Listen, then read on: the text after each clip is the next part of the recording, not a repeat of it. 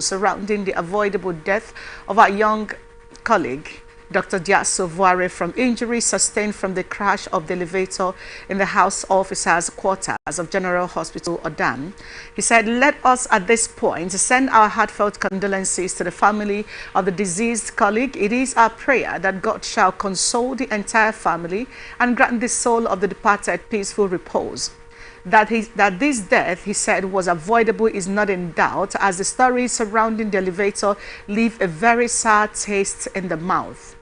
After reviewing all the facts, it is clear that Dr. Vuare was a victim of gross negligence in maintenance of the elevator. We hereby commend all the efforts by our members in Lagos State in ensuring justice for our departed colleague and call on the government of Lagos State to make hay while the sun shines. The NMA hereby calls on Lagos State government to quickly initiate measure to assuage the pains and loss being felt by the family of Dr. Vuare. The government should also provide psychological support for the family and all the doctors residing and working in the General Hospital Odan. The government should also initiate inspection of all public elevators in Lagos State and commence routine maintenance.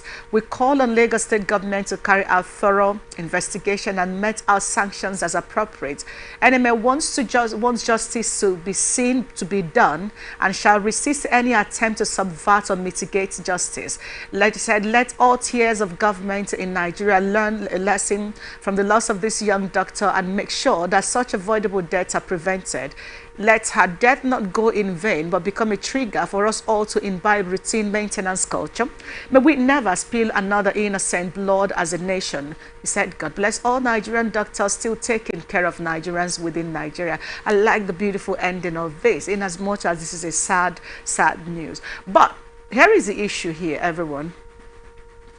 First of all, thanks to the NMA that have been able to speak up now to say this is what was done and this is not going to be condoned. We want explicit investigation into what had happened to this young woman and of course, threatening that any attempt to subvert or mitigate what had happened to Dr. Diaso will be resisted. And that is how a union that cares about its people should talk. And they were not coming out of violence and all of that. They're primarily saying that, calling on they commended the government of Lagos State and the effort put in so far, but again, calls for a thorough investigation. Now, how critical is it for us to have a thorough investigation into this? And I will tell you why.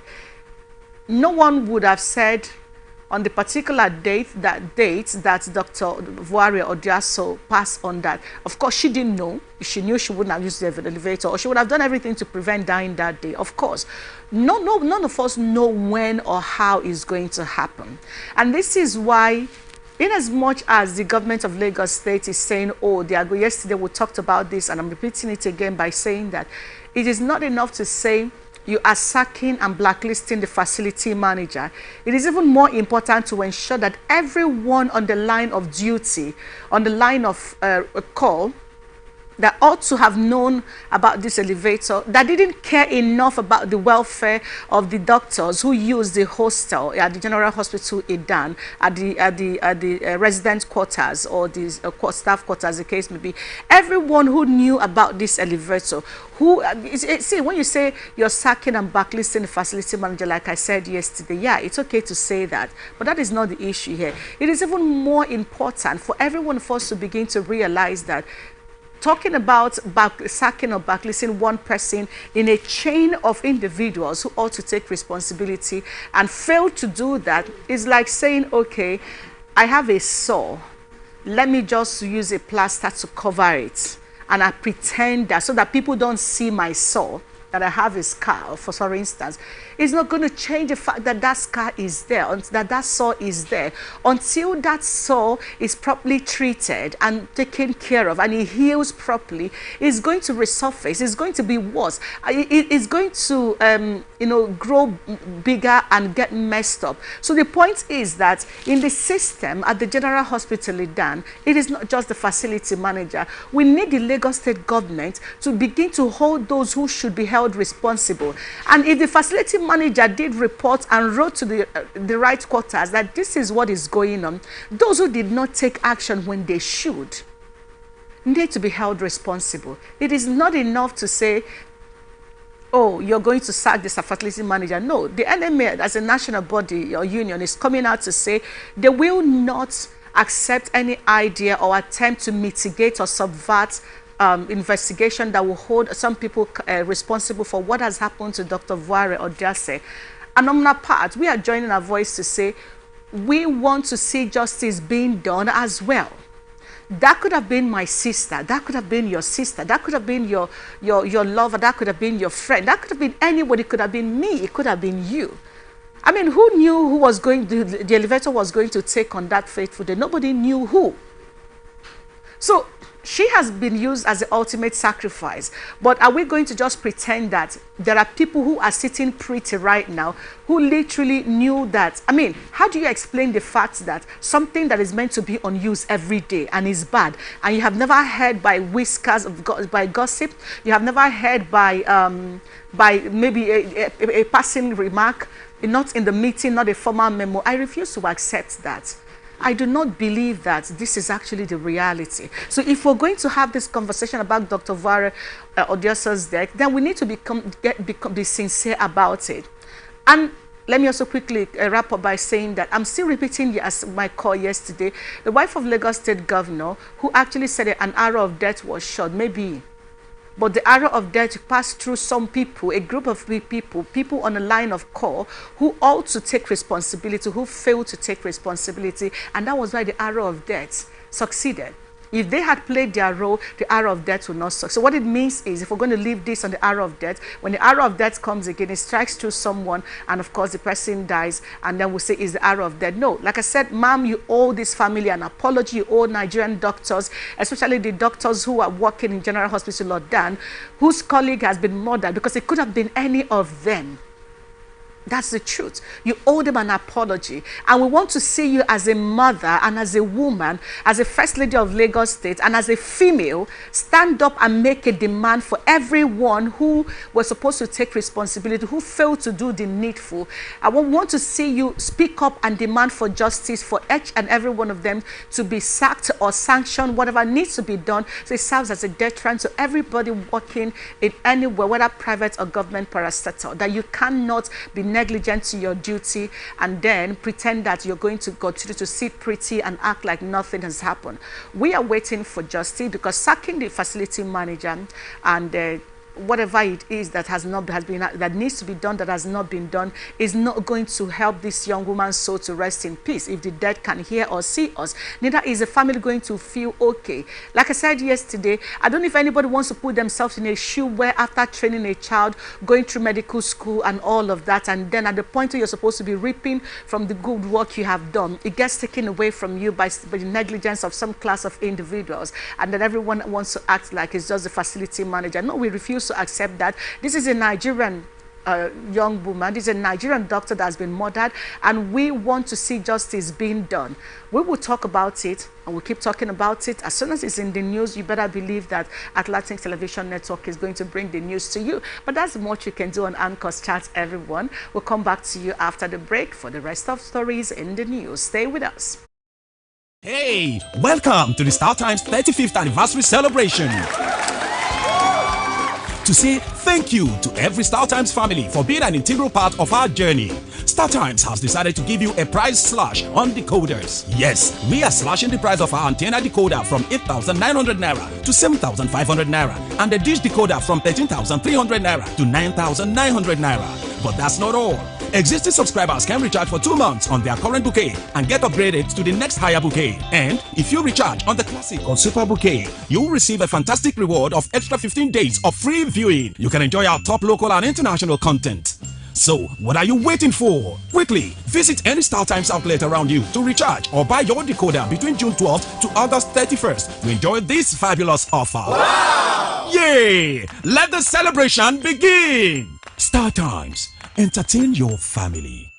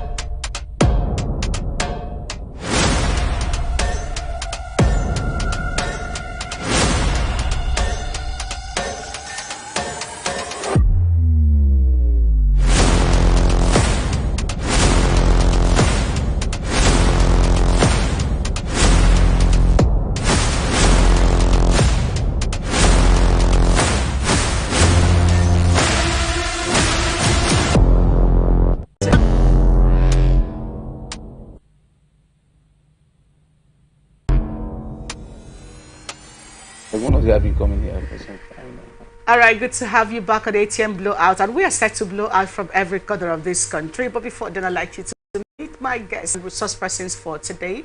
We have engineer Wanodi was good to have you on ATM Blowout today. Thank you so much. It's a privilege. And we have the beautiful Tamunomie Bam. I got the name right, yes? Yes, you did. Tamunomie Bam Alex. Mimi, good to have you on ATM Blowout. Good to be here. All right, gentlemen. Well, in the media, we're all gentlemen, so let's go, let's roll. Our first story is taken from the National Assembly. Haruna Kolo, the main protagonist in the ongoing job racketeering scandal rocking the Federal Character Commission, has implicated the chairman of the commission, Muhida Dankaka, of being the brain behind the job fraud in the commission. Kolo, who appeared before the House Committee during the continued investigative hearing in Abuja, said the committee room was full to the brim with all the government agencies invited to give account of the level of complicity in the alleged job racketeering rocking the agencies. Haruna Kolo, the man at the center of the whole saga, appeared suddenly at the investigative panel to spill the bean. Amidst amazement of all present, he accused the chairman of the Federal Character Commission of not only being the brain behind the job racket and using him as a front. He said the chairman also uses numerous bank accounts to house the said monies collected, which he delivers by withdrawal through point of sales or for onward delivery to the chairman in her home. The allegations were, however, refuted by the executive chairman of the commission, who accused Haruna Kolo of lying against her as she protests her innocence. Well, chairman of the committee, however, assured all parties in the matter of a fair hearing, while appealing that all parties maintain decorum pending the next sitting. So the committee will continue the investigation, with other agencies expected to make submissions. But yeah, let's get to bring you that report coming from Ada on Ifewodo. So whenever there's new recruitment, she signed, she gave me the names that I'll take it to Accountant General before the office, the new this will be captured, the new staff will be captured. Sir, the Shehu is the one that brought people, so many people, like almost 25 of them. One will pay 1 million, the other one will pay 1.5 million, all to my personal accounts.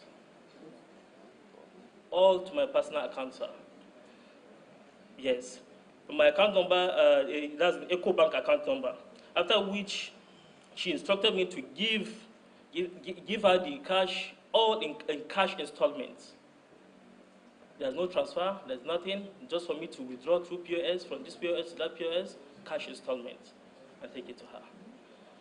I swear with Almighty God and with this Quran, I got this Quran from the secretary. He brought it to this place. Thank God the secretary brought this Quran to this place.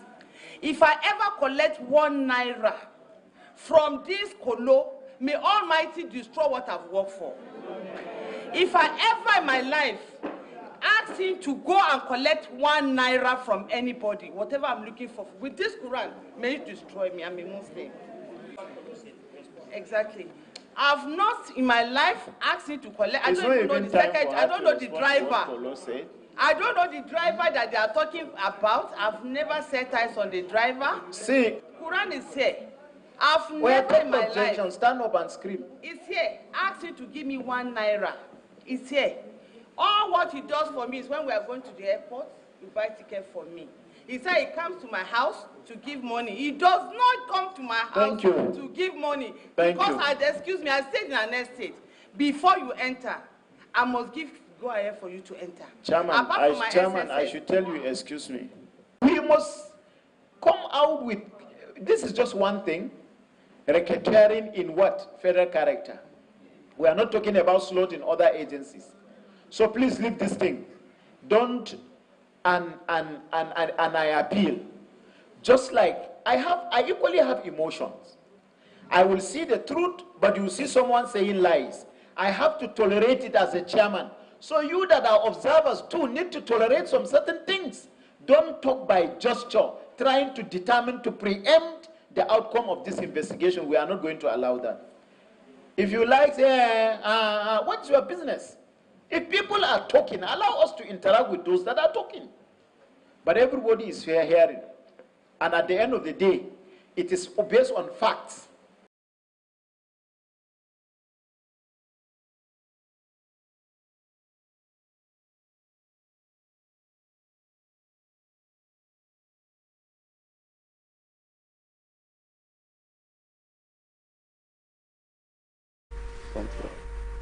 All right. Let's have this conversation. Let me start from you. This diplomacy woman, we'll come back to her. Here is the thing. About a week or thereabouts ago, this issue, the National Assembly, the reps also invited the FCC. And then in the course of the conversation, we discovered that the chairperson, Mahida Dankaka, was not present. And one of them now said that she sent a message that she's not feeling fine and all of that. So one of them now said that no, that she's actually in the office. She's just trying to avoid being present in the committee investigation hearing that was going on. And then I'm like, but is that even possible? And then the rep members were like, okay, she has to appear the next time they are sitting. And here we are right now. The person who is being accused of the job racketeering himself, that's Haruna Kolo, now makes appearance and says directly, she is the one that has been asking me to do this, and she's just using me as a front. But what I find uncomfortable is the fact that she's using the Quran to swear. And then in this, before even she finished her conversation, she's not telling us that, first of all, she said she didn't see any money. And then the next thing she's saying is that, oh, he only buys me tickets and does this when I'm going on a trip. Excuse me, why is he buying you tickets? There are a lot of gray areas here, but let me bring you into the conversation, Engineer Wosu. Good morning, Nigerians. Let me thank Atlantic TV for the opportunity for us to talk about national issues in Nigeria. I'm happy with what is happening in the National Assembly, and it's something that we really need to set aside emotion and substantiate our facts. Substantiate our facts in making sure proper investigation is carried out, and whosoever is found guilty will probably face the law when it comes to job racketeering. For obvious reason, if the FCC chairperson has taken an excuse not to be present in the first invitation, obviously, but she's here in the second, and she's here to say her own side of the story, we must be able to allow the committee in the 10th Assembly to do a proper investigation, because we've seen a lot of lopsided appointments in so many federal characters, and I think it's high time Nigerians are able to tell themselves that we need a change in this aspect. Let's try to play aside emotion. It's not about using whatever to speak, but that is not what I'm here to talk about. I'm here to talk about how can we move forward and make sure that anybody found to be involved in this scandal how to face the law. Obviously, it's an established fact that these two persons have a relationship, Haruna and the FCC character chairperson. Obviously, from what she said that we saw with the Quran and all that, getting tickets and all that, I don't know how that plays out, but it shows that they know themselves, they have things in common, and they've been probably working together. So what went wrong? Nigerians don't know what went wrong. When they were having sweet moments, collaborating and working together, we were not there. Ideally, we were not there. Now, something must have gone wrong, because why am I leveraging on that? For she to have said that Haruna gets her flight ticket, Haruna doesn't know her house. Obviously, they have been communicating. So obviously, they have been working together. So Nigerians need to know what really went wrong. At this point, that Haruna is coming to tell Nigeria that she has been giving her money to get some persons probably employed jobs across parastatal, because the Federal Character Commission does a lot of balance when it comes to job employment across zones, across the six geopolitical zones in Nigeria, where you have a board being constituted, and each of these zones have a representative that probably present these zones and make a case for people in their zones. So it's not something that should be swept under the carpet. This is something that should be taken all seriously. The 10th Assembly need to look inward and make sure that they are going to investigate without bias, and make sure that they stand with the ethics and privileges of the House to make sure that whosoever is found wanting face the law. I think Nigeria should have confidence in the process. This is a new administration coming up, and we should be able to speak truth to leadership and make sure things are done rightly for Nigerians to benefit. All right, thank you, Engineer Wosu. Now let me come to you, Mimi. The conversation around this, for me, sometimes I look at it and I ask myself, if we're talking about investigation, then what are the indices? What is the point of having a Quran? What is that charade? What is he exactly supposed to do? Because you just lifted the Quran. First of all, you said you don't know him. He has never given you 1 naira. That was what you said. And then suddenly you're lifting the Quran, you're swearing with the Quran, and then immediately after swearing with the Quran, you come back to now say, he buys you tickets when you want to travel. Excuse me. How does it work? And if we're talking about career development, if we're talking about Federal Character Commission, and particularly job racketeering, considering what able Nigerians in terms of capacity, well-educated, and going to get a proper job in this country, and having this charade play out, from what you do, can you kindly throw some light into what we are watching, what we're experiencing as Nigeria coming from this FCC team? Indeed, to me, is a total disarray, and it shows lack of competence, as like incompetency being displayed in the highest level. For one, the FCCT, Haruna Kolo, you could see in the video, came with facts, he came with proof, and you as the accused is coming with Quran. How does that make you look? And again, she's a woman, and we're talking about women in power, women in authority, and we're striving for, and we're clamoring for, the gender balance when it comes to authority and politics and women in position, right? And it's so sad that the women there can't represent us effectively, right? It's a game of show your facts. If you're being accused for anything, show your facts to, displace you. Let's forget emotions and sentiments, especially when we're working. And this is just a sign to every woman who intends to go into position or authority or politics, or, is glad that the 10th Assembly is looking into it, because job racketeering is alarming in Nigeria. You sit at home, and some people actually go through the process of getting a job by going through the interviews and all, and some people that didn't even show up for interviews are giving letters, and it's alarming. So I'm glad that the 10th Assembly is clamoring on this, and for Haruna Kolo and the chairman Dan Kaka is a total disarray, really. Dan Kaka should show her facts showing that she is not involved in this. Of course, if you sign anything in government parastatals or even in your own sphere of influence, you should have facts, you should have proof. So where are the proofs? Where are the CVs of those people that were employed for the period of time that is being investigated? What are the data showing the facts? Don't come and show us Quran. Who cares about the Quran? I beg your pardon. Like, apologies to he too hot. But then it is, let's see the facts, and let's see the data showing that you're innocent. Let's see the proof of the people that were employed within this period, their CVs, to show that they are qualified for the jobs that they got. Not bringing a Quran to a hearing. I feel that's the highest level of sentiment. Let's forget religion when we have to do business. Let me come to you, Engineer Wosu. She just raised a very pertinent issue.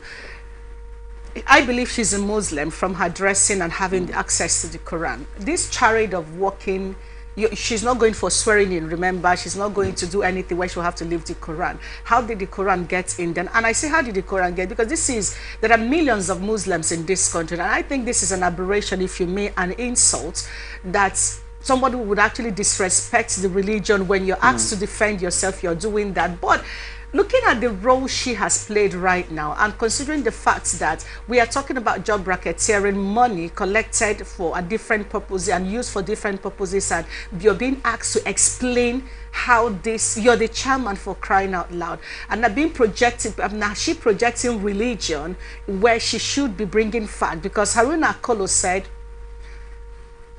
that she uses POS, point of sale operators.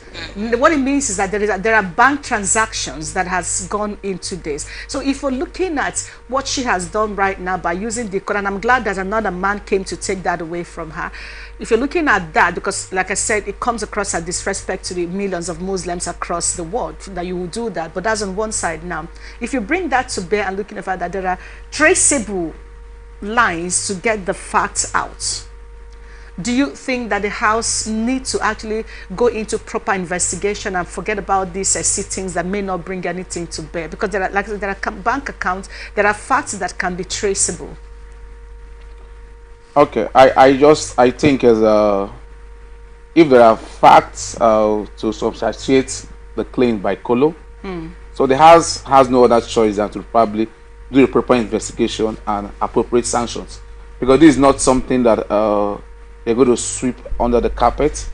The eyes of the world, this is a global television network, or people are watching this from different areas, from different continents, different countries.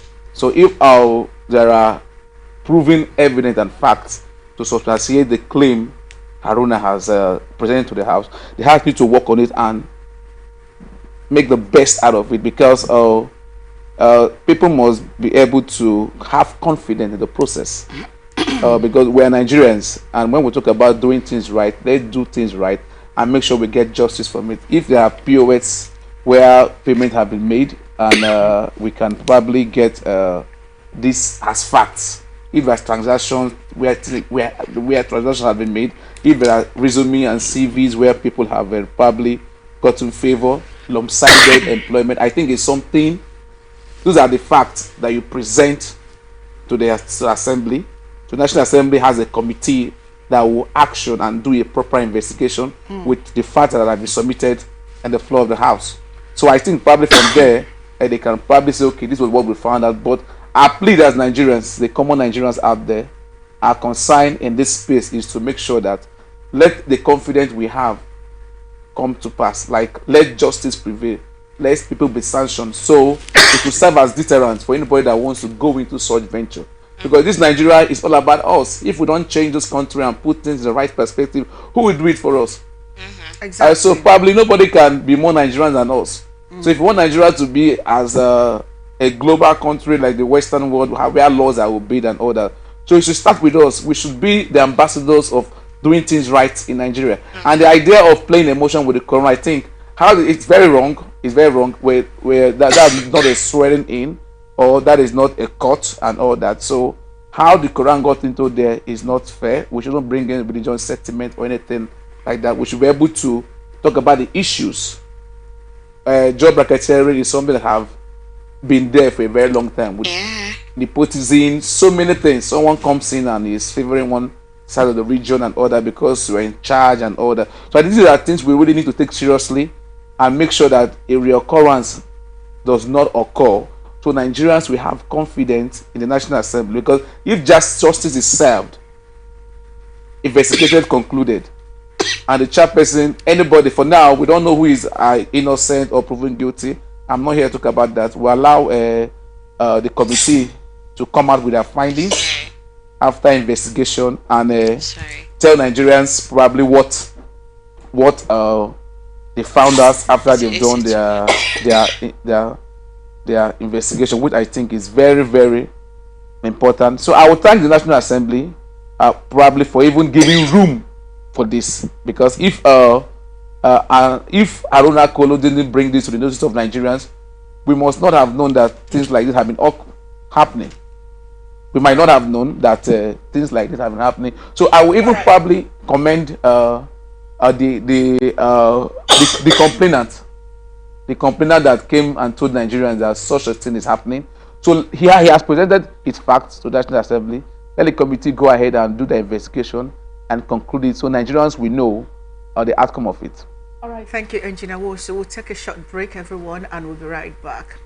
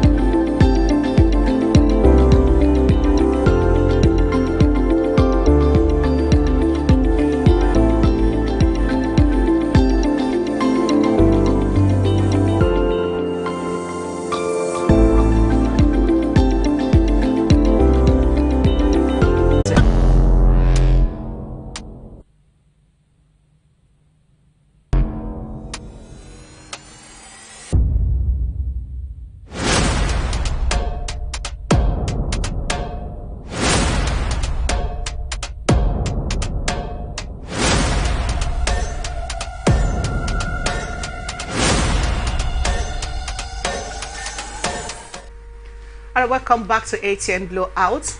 We bring you our next story.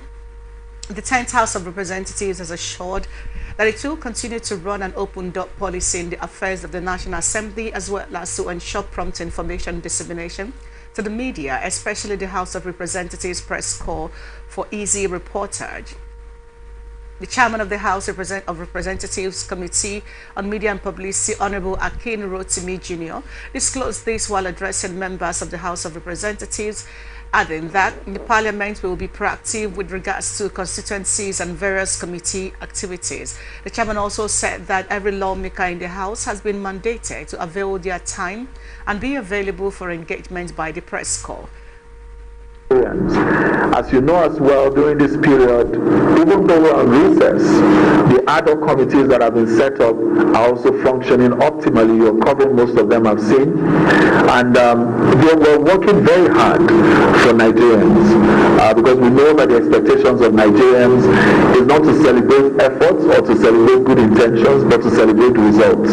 And the 10th Assembly is focused on that under the leadership of Right Honorable Tajuddin Abbas and Right Honorable Ben Kalu, to make sure that we are able to very quickly, give good account of the confidence that Nigerians have reposed in us. What you'll find from 10th Assembly is going to be a little different from previous Assembly. So you'll find a lot of capacity. You'll see from so far, since we resumed on June 13th, you can see from the quality of engagements and debates in the House, from the quality of bills and motions that have been moved, you see that we mean very good business, and we are very much in a hurry to ensure that we work with the federal government and other arms of government, of course civil society, and of course the fourth estate of the realm press, to move Nigeria forward very quickly.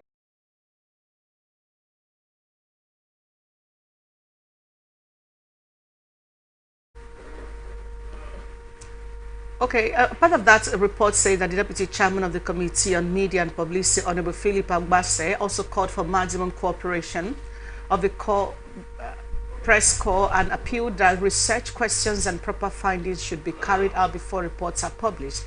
The Special Advisor on Media and Publicity to the Speaker, Mr. Musa Krishi, called for cohesion between the media and the lawmakers to address challenges and service to the nation. The committee also embarked on familiarization visits with House of Representatives correspondents. Now here is the thing, let me come to you, Mimi. When it comes to diplomacy and in terms of what you bring out as media reportage to the public and the impact of this nationally, not just within, internationally and nationally, what are some of the expectations? They are talking about ensuring that every report you put out there is in tandem with what it should be. Is it important? What exactly would you let's see if you can help us find a balance. Oh yes, so indeed, again, it seems like the 10th Assembly are, being more proactive this period rather than being reactive. And to me, this is a really, really welcome development because, like, never before, lots of Nigerians are unaware of the proceedings that appear during the parliamentary process, right? They really don't know the functions of the 10th Assembly. They don't know, like, the rules of procedures that works with this. So it's good that indeed they are being open to, they are saying now that they're going to practice the open door policy, in which it invites like a lot of media outlets to, their meetings and their, parliamentary process. So I think the advantage of this one is going to educate a lot of Nigerians, to the rules of procedures, which is very impediment, especially with this situation we are right now. Is a good thing that we are doing this. So the clause in here is a good clause, because it's just them trying to protect the assembly. Of course, not everything said in diplomatic meetings are meant to be put out there, right? That's why they need to be certain that the media outlets are being informed about what to put out and what not to put out. So I believe like the chairman of the media and publicity team should be in on every report that is going to be put out there. I don't think that's too much to ask. because of course it's not everything that the public should be privy to. There are some things left to the lawmakers. Just like, let's bring it back home, in any organization, the executives, make decisions, and like there are some meetings that shouldn't be made, or there are some things said in meetings that shouldn't be brought out like to the entire workforce. So that same way it operates in the National Assembly. So of course I love that. Again, this is a welcomed, decisions, and I follow lots of lawmakers on social media. I've seen them also, like, putting out contents from, parliamentary process, and to me, this is very beautiful, because like never before, it seems like Nigerians are being carried along, right? So, all right. In the place of information and communication, information management particularly, and then the role that the media play being the fourth realm of the estate, putting that side by side with the fact that, like Mimi said, the National Assembly, the 10th Assembly, seem to be proactive in ensuring that there is proper balance in terms of information dissemination. But bringing that to bear, when you also look at the Nigerian factor and the world as a matter of fact, with the inception or the existence of new media, social media and influencers, what we call citizens, journalists, as the case may be, how best do you think that governments can manage information, considering where we are in the world today, the age of the internet, the age of information, and also ensuring that the proper kind of information, administrative wise, is also pushed out, and not just putting all the load on the media practitioners?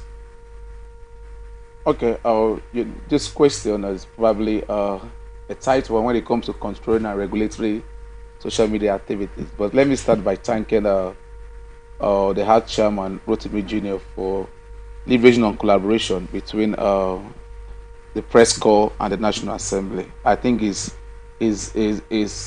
very thoughtful and is right in place. It's something that will build the synergy between both parties, and the constituents should be able to know activities of their lawmakers, whether you're a House of Representative or you're a senator. And probably this the relationship build will make every lawmaker to arm himself with his press corps. Yeah, you have a working relationship with your press corps, and any information that your constituents need to know, because my number one concern here is information going to the grassroots. You are elected to represent your people, whether you're a senator or a House of Rep member. So what are the bills that concerns your people you are bringing to the National Assembly? The areas that your people need, their urgent needs, their concerns. When you see things are not done appropriately by different arm of government, you have the floor, whether the green or the red chamber to hollow chamber, to probably talk about this. And again, I will go ahead to probably advise that they started on a very good note. This shows that it's a welcome and very thoughtful development for this synergy to be between both persons, both arms. Because I've seen many corporate members complain a lot of not having that remorse relationship, cordial relationship with their rep members, and they don't place the needed value, because of probably one of the disadvantages I've seen that have besieged the press corps unit is the introduction of social media. You understand? Probably there are some information, because you have some lawmakers, whether you're in the green or in the red chamber, you have your social media aides that probably project most of this information of happening. Even if they are not there, you can just give them content of what happened, proceedings in the house that affects your people directly, and you find out that you have these social media persons posting it and all that. But I think when it comes to regulating social media activities in Nigeria, I think we need to unlearn and relearn. I think the trainings need to be on point, because I'm very careful with what I post on social media.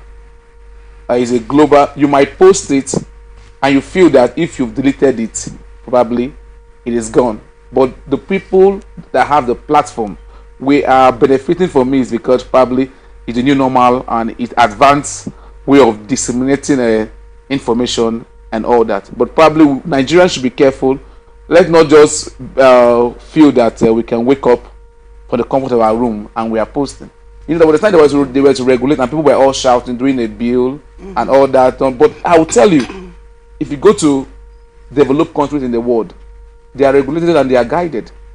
That was why when we have the issues with Twitter, Esther deleting our president comment. You saw the reactions and all that. But what did we learn from that process? The occurrence that happened then, were we able to learn? And how have we equipped ourselves to make sure that such recurrence will not happen? Because I discovered now that there are many. There was a bill that was passed in the national that a rep member from Rivers State, I think Kelechi Wogu, he stood up in the House of Rep and there was a bill geared on asking if you want to be employed, that your social media handle should be included by your employer for scrutiny and all that. And I was happy when he said no. And I said, why am I saying this? Because the corporate world, they want to know your activities on social media. They want to know who they're employing. How careful is this person? Because there are some corporations that takes you in, and when you look at your social media life and things you post, they're even careful. If you have issues with this guy, with this person, he goes up and he blows, he exposes so many things about our corporations. So that's why probably one needs to be very, very careful what you put. The good, the bad, the ugly, it's all there. But probably Nigerians should know that on that social media platform, there are funds you can make from there. There are many courses you can learn. I'm somebody that believes so much in career development and projection. You can see someone using this phone for 8 hours, 5 hours. I discovered that the first thing most people touch when they wake up from bed, even before they say their prayers, is their phone. And once they log into their phone, it's social media platform. You understand? So there's a way it can be managed, and I think relearning is something we need to take very seriously. Like we should be doing social media trainings, like probably how to use social media, what to write, what not to write. Because whatever you write about Nigerian comes back to us as Nigerian. All right, thank you very much. Now let's talk about, and in parts, what transpired during the ministerial screening yesterday. At the aftermath of it, Mr. Festus Keyamo, the ministerial nominee for Delta State, vows not to disappoint President Bola Tinubu following his nomination as minister designate. The former Minister of State for Employment, Labor and Productivity, while briefing newsmen in Abuja after his screening, said, "I thank the Senate for their magnanimous consideration, and I also want to thank Mr. President for his complete benevolence in giving me this rare opportunity to serve this nation. I cannot thank him enough. I want to make it clear that I will not disappoint Mr. President. I will not disappoint the Senate. I promise I will not." He further said he had learned some lessons that compromises are needed here and there for the purpose of bringing succor to Nigerians. He said because when people hold to their sides because of legality, at times it is Nigerians that suffer for it. So he said, I want to thank the Senate, I want to thank the Senate President and all the distinguished senators for their magnanimity. Let me start with you, Tamunomi Ebam. So now, few days ago, I think on Friday, Bosun, one of the ministerial nominees, was grilled, and we experienced some form of rowdiness in the house. And then what was the issue? It was about an anti-patriotic tweet he made some time ago, cussing out Nigeria and all of that, and that almost caught up with him. Like Engineer Wosu was saying, we need to be careful what we put out there. Now we have a Festus Keyamo who literally cussed out the night assembly, and some of them are still in the house, and now he's coming for ministerial screening. He never saw that coming clearly. The house was had a rowdy section yesterday, but that is not even the core of the conversation right now. This vow not to disappoint the Senate, not to disappoint the President, is that a vow you should be making, or you should be making a vow not to disappoint Nigerians? Indeed, good intent, but I would say bad time, right? I think he was coming from, of course, like you have actually said, the track record. He has been someone who has been calling out like the 9th Assembly, right? And that's why I tell people, like, in all your doings, make sure you utilize diplomacy, right? Because it is the first form of contact with people, especially when you're working with people. The Bible always tells us, like, wisdom is profitable to direct. So I'm sure he never envisaged, coming to the people that I have been criticizing to now be screened, and now knowing that my fates are on these people now to get to the position I want to be. of course, sentiments as humans, would of course bring that grudge and reopen that book, right? But now he sees a president that believes in his capacity and his track record, whether true or false, or whether positive or negative, but at least he has a level of track record, and they deem him fit to qualify for that position, or rather the president deems him fit to serve in that capacity. Now you're being sort of screened, and then you come to make a, what will I say, a thanks, or like you're coming to thank the Mr. President. I think first it would have been thanking Nigerians first, because you're coming into public office, you're coming to serve the people, not necessarily the president. You're coming to do the will of the people and not the president. So again, the godfatherism sector in politics, is it the right way? Because we are first Nigerians. We should know that if we are in any form of position, or in any level of position, especially within the public service, our first call is to serve the people. So it is the people first, which is Nigerians first, before you start talking about your leader. All right, thank you. Thank you. Let me come to you, Engineer Mosu. This thank you to Mr. President, and he talked about the magnanimous state of the state Senate for agreeing to screen him finally, which is understandable. But for someone who passed through the labor ministry, for someone who had the experience he had yesterday, do you think that this conversation, like she talked about godfatherism, that his concern should be, the vow should be not to disappoint Nigerians? This idea of Akpabio did it when he was inaugurated as the Senate president. He also said that they are going to make sure that they follow on with what Mr. President is doing and all of that, which was supposed to be a pledge to serve Nigerians. Again, we have another person who is also pledging to serve Mr. President and not to serve Nigerians. How do we begin to look at this this understanding, or this perception that it is about pleasing the man who has put me in power and not to please the Nigerian people who will be at the receiving end of whatever portfolio he gets at the end of the day? Okay. Let me first congratulate Festus Keyamo for his appointment by Mr. President. But I think what he should be talking about is about how he can, in priority, project the values of Nigerians before his principal. Yes, his principal, the president, are given an opportunity to serve in any capacity. But the Nigeria first before political parties is something that is very, very imperative, and it's something that I believe that should have been taken seriously. So for him, maybe probably the timing when he said it, and I think maybe probably he just had to air his joy, because I know it was tense for him yesterday from the floor of the Senate. I saw the videos where the lawmaker from Labour Party from one of the Southeast states narrated him not honoring the invitation, which I think ideally is very wrong. It's very, very wrong. As someone as high-placed as Festus Keyamo, we would have done more. Sometimes when you are invited to the house, and if you feel that you're very engaged, there are ways you can disseminate information. Don't feel that you are above the law. Nobody's above the law. We are Nigerians first.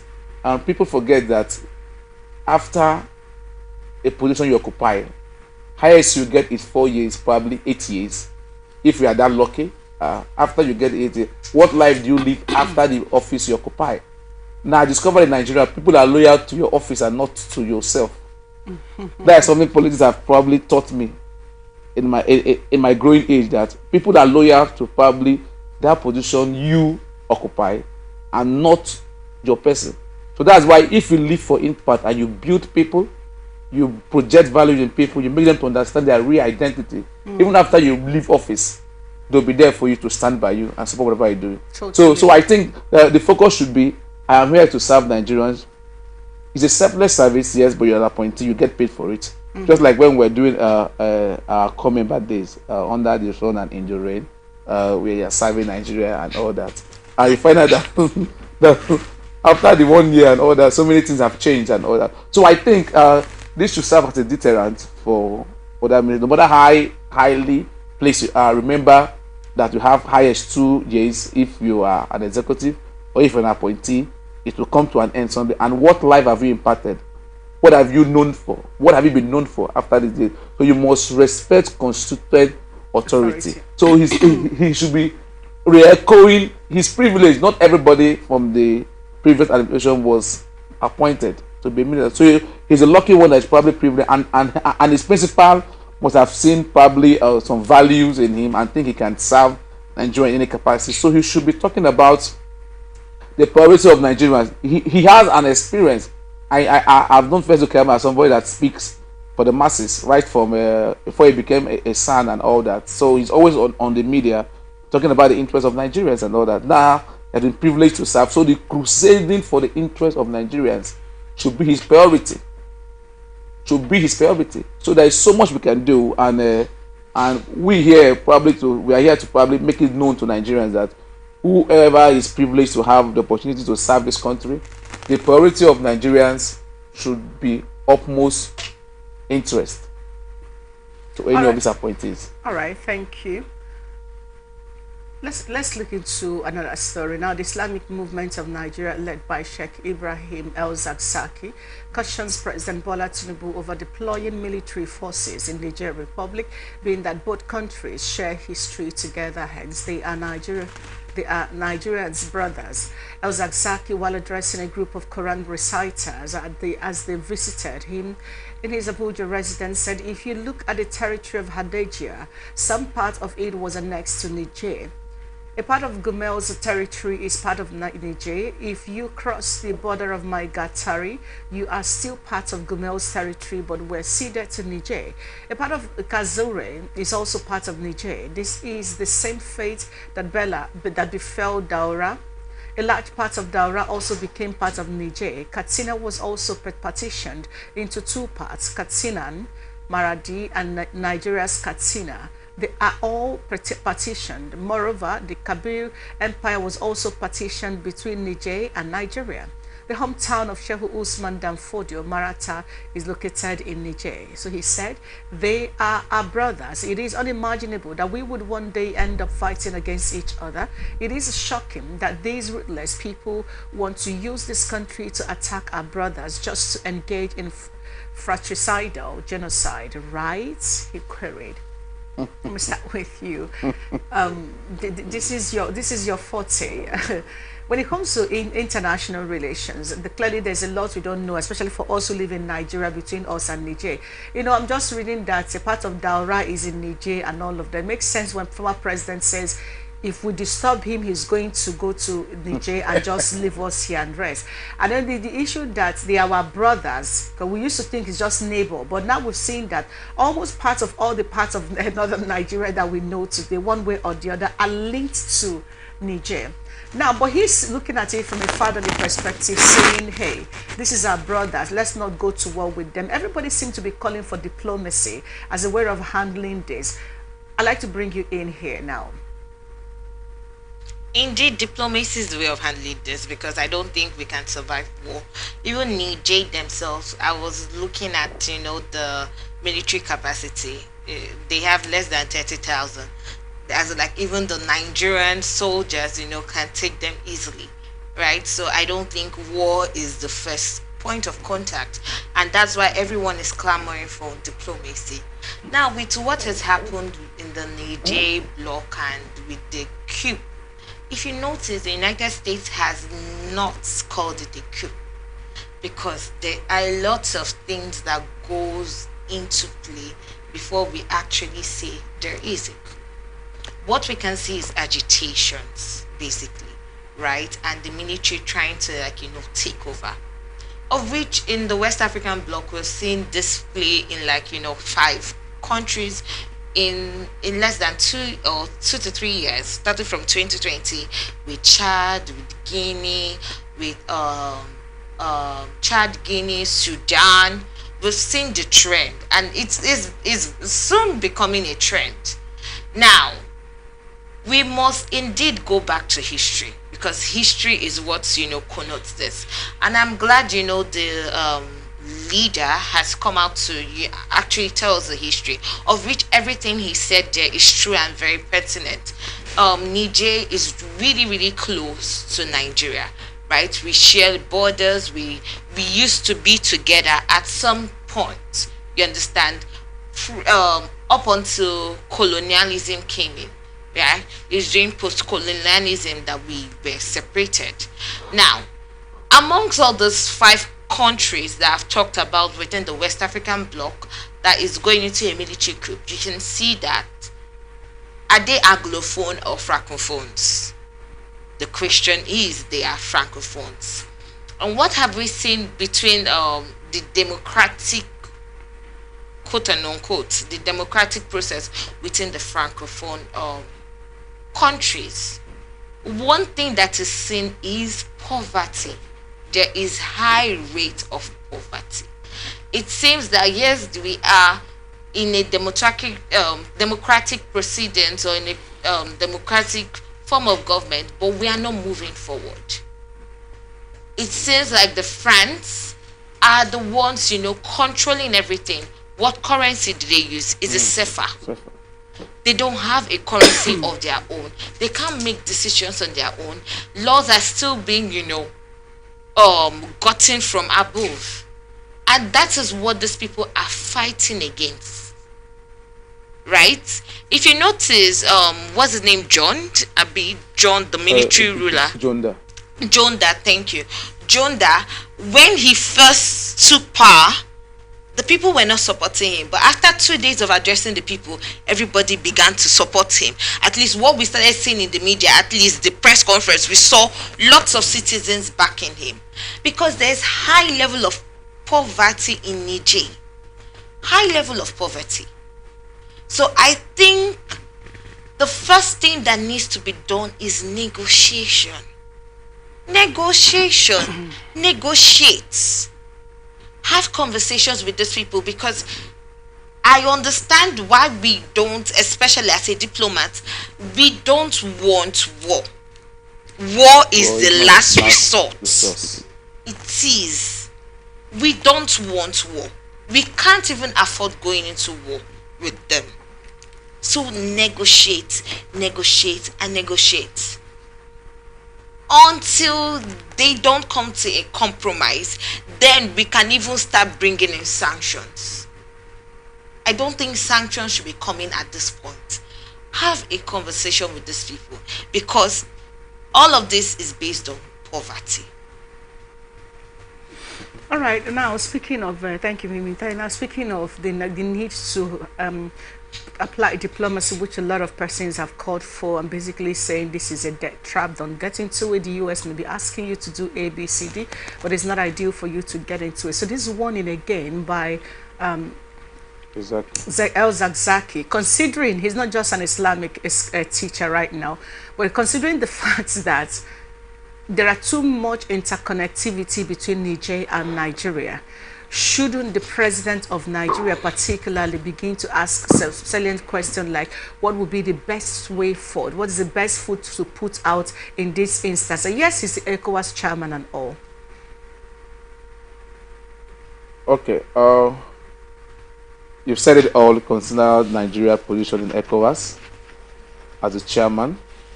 So many foreign powers want to tell the ECOWAS chair, you can't sit there and watch coup d'etat happen in your territory.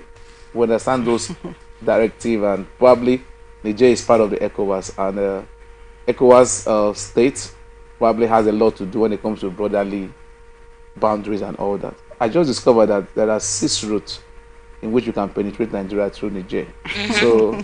So for me, we call it KPI. So that tells you that obviously we are very close, and that tells you the figure during elections, how it grows too.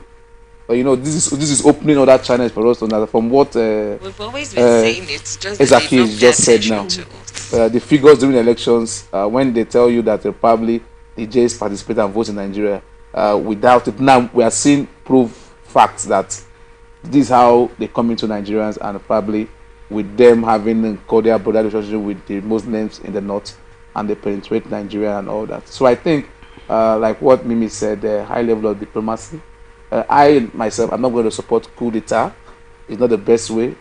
We know that the worst of democracy probably is better than the best of military.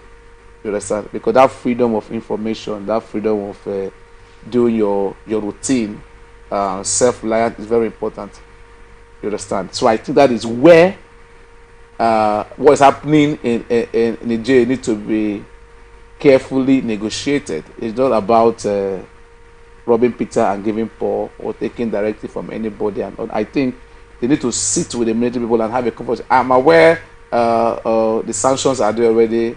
As of yesterday, I think Niger, they've closed all their boundaries with Nigeria. Stop supply of lights. Yes, their airspace and all that. I think it's something that we need to probably, ECOWAS need to come in and at least continue with the negotiation.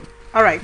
Now, speaking of ECOWAS coming in, the Economic Community of West African States, the heads of state, I'm still on you and Engineer Wosu, set to hold another extraordinary summit on the political situation in the Republic of Niger.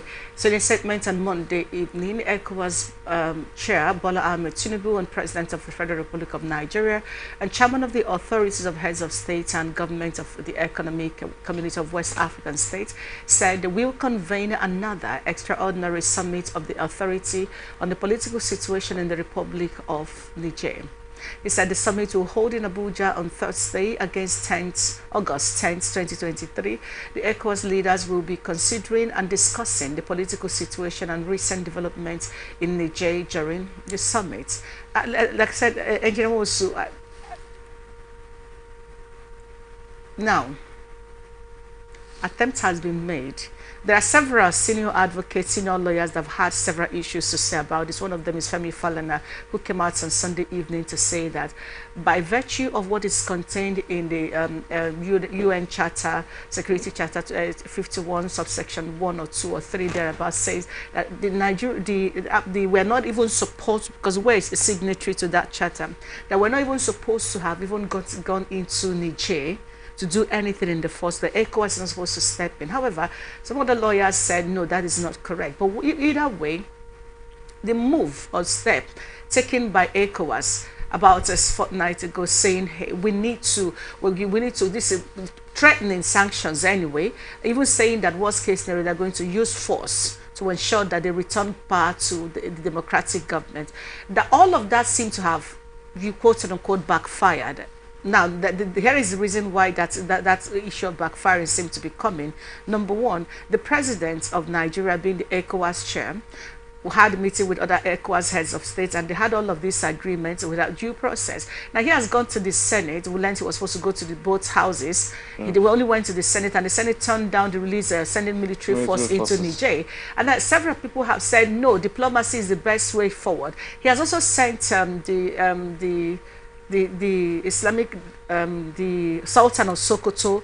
He also sent alongside the former military head of Abdulsalam Abu Bakr. They went to Niger. The junta refused to meet with them.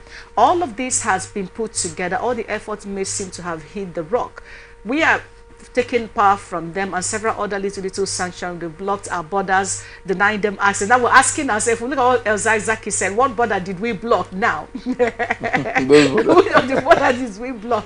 All right, that's on one side. So if you look at all the effort put in so far by ECOWAS that has collapsed, and now this threat of saying we are not going to stand by them and all of that, they are reconvening another summit. What do you think we're expecting from this summit? The one for August 10th. The one for August 10th. I just pray that they deliberate and come to a better approach in dealing with this. The junta guy in Niger He's trending globally. Currently, he's trending globally, whether for the right or for the wrong reasons. But I think him refusing to see some of the delegates, I don't think he did well. You must give room for people to engage you, re-engage you on the issues. Like what Mimi said about the Francos colonizing most of these countries and they have poverty. It is very, very factual. But I will tell you something, the junta guy listening to someone. That is what ECOWAS need to dig deep. No matter how headstrong someone is, there is someone you listen, there's someone he or she listens to. Now, and you are seeing solidarity from Mali and Burkina Faso. I saw that on air that these countries are saying if you hit Niger, because of they know how low their military strengths are. If you hit Niger, you're going to come and support Niger. So that's not what, and these are probably countries in West Africa. So obviously, we are seeing that even in ECOWAS itself, there are some things ECOWAS need to do more on the unity of them in that space. Because you can't have Mali saying if you hit Niger, I'll support Niger. Burkina Faso saying the same thing. Just to buttress that point you're making right now, if you notice, these countries saying this are all, they ended up in a coup, and now they are all being ruled by the military ruler, and that's why I made mention of the 5 countries already within the West African bloc. And I understand why ECOWAS is really clamoring. ECOWAS, I beg your pardon, is really clamoring on, ending this. But are they going through the right approach? No. Because if you look at the delegates that they sent, how many diplomats were there? Who were the people that were sent? Those are the questions. The Sultan of Sokoto and the former. Excuse you. You need trained diplomats that are You need trained diplomats that know how to manage crisis and disaster. And we have a lot of them within the ECOWAS. But let me even ask now. What I find interesting in all of the effort made by ECOWAS that has failed so far, and like we said, the Nigerians, they seem to be taking these whole things personal, because right now they're not listening to, they're just hitting hard. Because they're not speaking their language. Okay, good. Here is a concern I have. You made all kinds of threats, and after you have released these threats into the media, you're now sent to emissaries to go and talk with who? How does it even work? Threat is not even the first call. That's why I'm saying they are not doing the right thing. Mediation first. Don't take any sides. The United States has not come out to take any sides. Meanwhile, the largest military base in Africa is in Niger, owned by the US. So they have a lot to lose if actually a war is being, if a war comes to play. So and with the threat with Burkina Faso and all of that, leave them. Even Nigerian military can take out all of those countries, even if they come to ally. But are we saying we want a war? No. My first point of call should be to the ECOWAS, because now they are not even taking them serious because you're not speaking their language. Trust me, this person has already come to power. Now he's already getting the backing of the citizens. Do you think he's going to relinquish power because of you? Or because of your threats? A quick one. The coming in or the threats of Wagner Group and the support of Russia, see these people raising the Russian flag. How safe is this right now? Is this a case of, because the West seems to say no coup, it has to be democratic government, it has to return to Niger, and now the Russian and the Wagner Group seem to be itching in and see the people, Nigerians raising the Russian flag. The question then I have in my head is this a case of my enemy's friend is my friend? Exactly. Is that what we're doing here? Of course, the Russia intervention. Russia doesn't have any military base in Niger. Okay. United States has a military base in Niger. So the Russia coming to intervene is because they know that the military base in Niger, like I've stated earlier, in Africa is the strongest of the US. So the big question then here is, if the US is saying no democratic government, they don't want a military government in Niger right now. Niger, as we speak, have shut down all, there is no movement, no air movement, no airborne movement, shut down everything. No power supply. Nigeria has cut off power supply from Niger based on the sanctions that were given and were not being put to play. How will anyone come into that country without the authorization of this same military that you're forcing to hand over? Exactly, and that's why I'm saying mediation is key. You need to talk to this person, talk to this person. Okay, what are your terms? The last call of diplomacy can be, what are your terms? Okay, let's have an agreement. Okay, you're a military, you're in the military, you're a military leader. So if you rule the country, first the president needs to resign. And the president hasn't come out to resign. Instead, the president is doing pity party. Of course, we understand what is being shared and what, is going on. It's a simple diplomacy. Have mediation with these people. And to me, the solution would be, if at all they are not agreeing to all the terms we've put into play, we have a negotiation. Fine, let's allow you play. And now this is the last call of diplomacy. The diplomats hearing me speak would know that this is the last call. To avoid a war, let's allow you rule for 6 months, and after 6 months you have to resign and come into a democratic party and have a democratic election and have the people elect you as a leader, following the diplomatic process. But all of this needs to be stated in an agreement and have it signed, and the ECOWAS now can now play a body of having this being implemented based on the conditions given.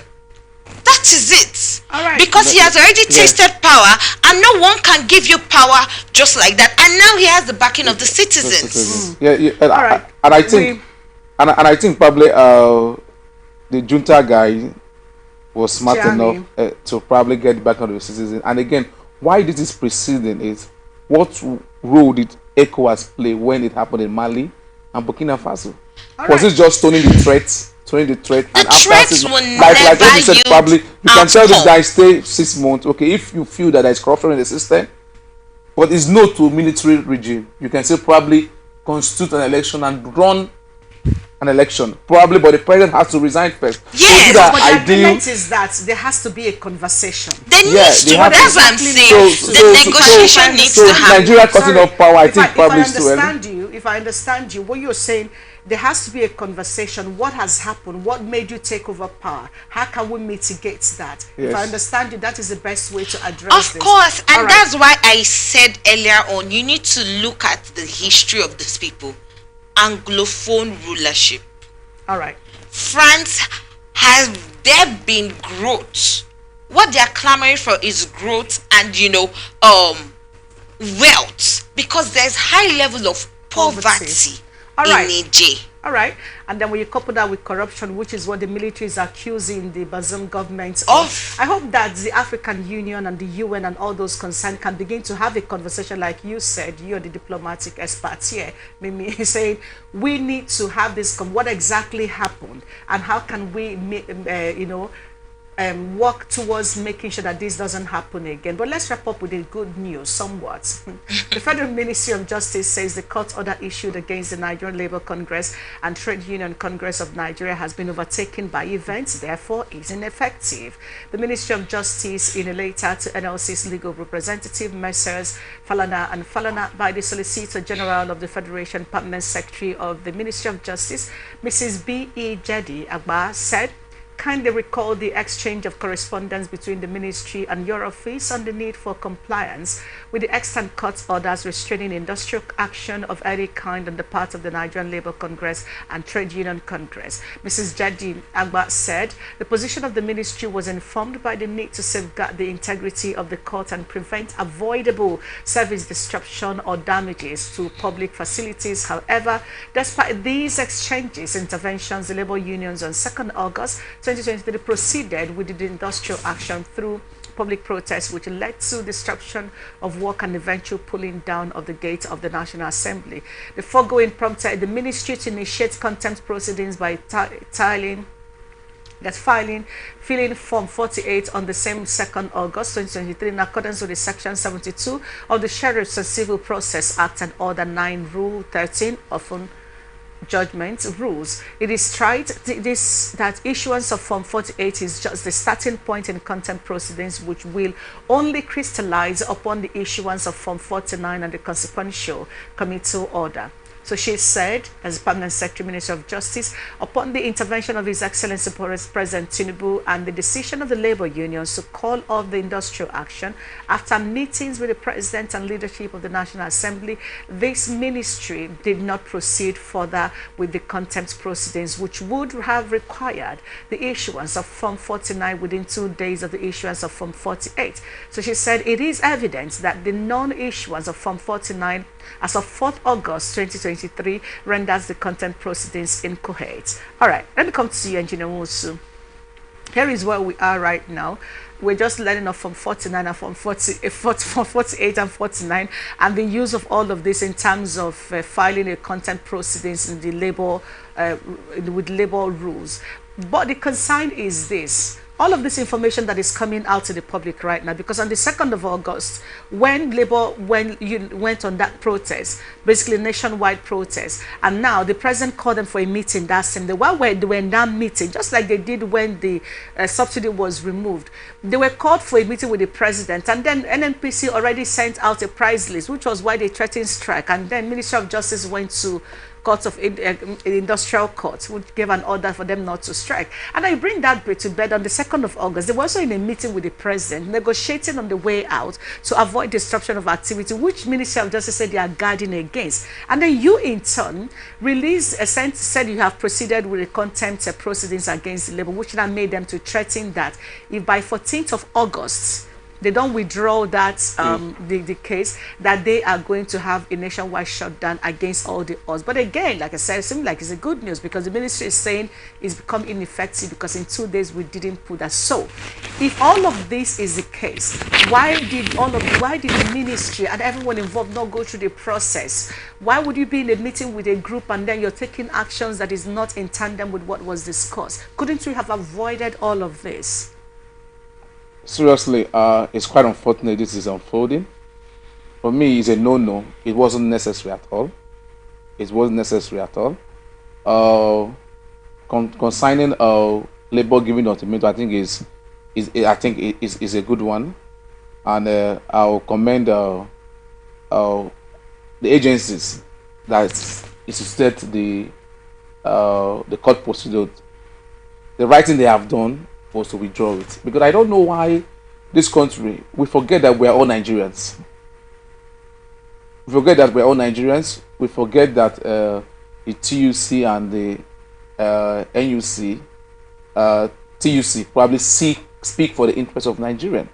You know, many Nigerians have been crying and hovering that the Labour Congress and the Trade Union Congress have not been very effective in living up to the expectation of Nigerians. So I think probably that avenue of engaging and re-engaging is very important. We're all Nigerians and we're all passing through the new normal in the country. So everybody is passing through it. The high, the mid class, the lows. We are Nigerians. I attended the conference in Lagos. I know what I saw. So back to Port Harcourt, I was even happy that Port Harcourt, I think we are managing. Lagos was something that was totally different. The tariff fares and everything has skyrocketed. And we have NSC, we have a TUC. Yes, it's a new administration. And I will thank the president for probably engaging them, because this is the first time we are seeing a president engaging this person without sending either a minister or SSA. At least you have engaged them to tell them probably why this is happening. So I think they should go back to the negotiation table and leverage on whatever conversation they will have to make sure that Nigerians, the suffering and what we are seeing in Nigeria is dealt with. Because if I come here and tell you that even I here is not passing through it, I'm lying. Everybody, we're in it together, and we're going to overcome it together. I think that lawsuit was not necessary at all. I don't know why some persons feel that probably, okay, you want to please my principal or you want to please Mr. President, and it's not necessary. You yourself that is instigating the suit. Someday, maybe you work in a parastatal, or maybe you are in a ministry. Someday, the dealings of labor will favor you too. You're a worker. I've said it before. People are loyal to the position you occupy. So if you don't build people, project people's value, help people grow, when you leave that position tomorrow, nobody will talk to you. People will ask you, what's your impact? When you were there, what were you known for? So the issue is that it's not about taking side labor or FG. We are all in it together. So I think they should still re-engage and make sure that Nigerians' interest is of priority. Because if the strike goes on, you know the damning effect on the economy. Remember when Obasanjo was the president and Oshomole, they had the issue. We know how long lengthy that strike was, and we can tell you about the effect of that in our economy. So something I would say, so because what I have noticed in this country, the government, both state and federal government, what they listen to more is when there is strike. Okay. But even if strike is not probably for me, it's not the best option to resolve these issues. But when strike is on the go, you find out that everybody is okay, let's listen to them. But what do you do to avert that strike? Like what energy? Like I will say it again on national TV. I'm a petroleum engineer. I'm an academician. I do a lot of other things. But I believe that if we have our refineries running in Nigeria, it will really help us. If we have the Kaduna, the Port Harcourt, the Warri, even if I know that the previous administration, we are doing upturn maintenance on the Port Harcourt refinery that has the capacity to refine more barrels, probably, of crude for Nigerians. But I will still talk to the state government. If I am privileged to be the governor of Rivers, I don't see any reason why we cannot have modular refineries in Rivers State. All right. I don't, because probably if you do that, you are a state government, you can get the approval from NNPC, you can engage MD of NNPC, you can engage the presidency directly, and you can have a license. If you go to Obeyi here, Water Smith is there, refining. Right, thank you. So we can do that in Rivers State. All right, thank you, Engineer. But let me bring you on board quickly, Mimi. So now we have this issue that has played out, and the Ministry of Justice is saying we have pulled out because we didn't continue.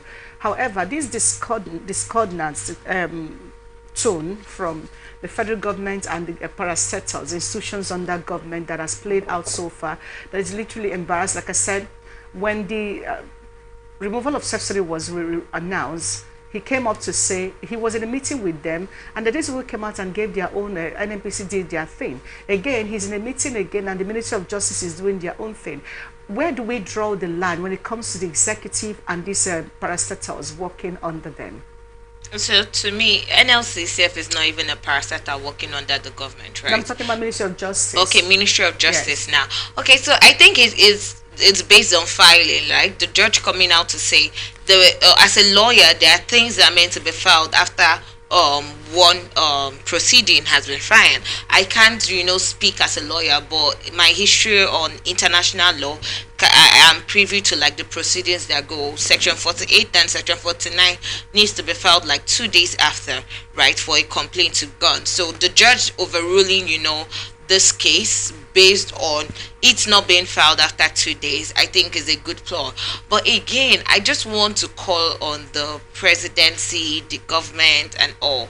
Let's make sure we have interactions with the NLCs like before any policy is being made, because again, who suffers the ripple effect of any policy that is being dashed out is the people, and of which the representatives of the people and the workers is the NLC, right?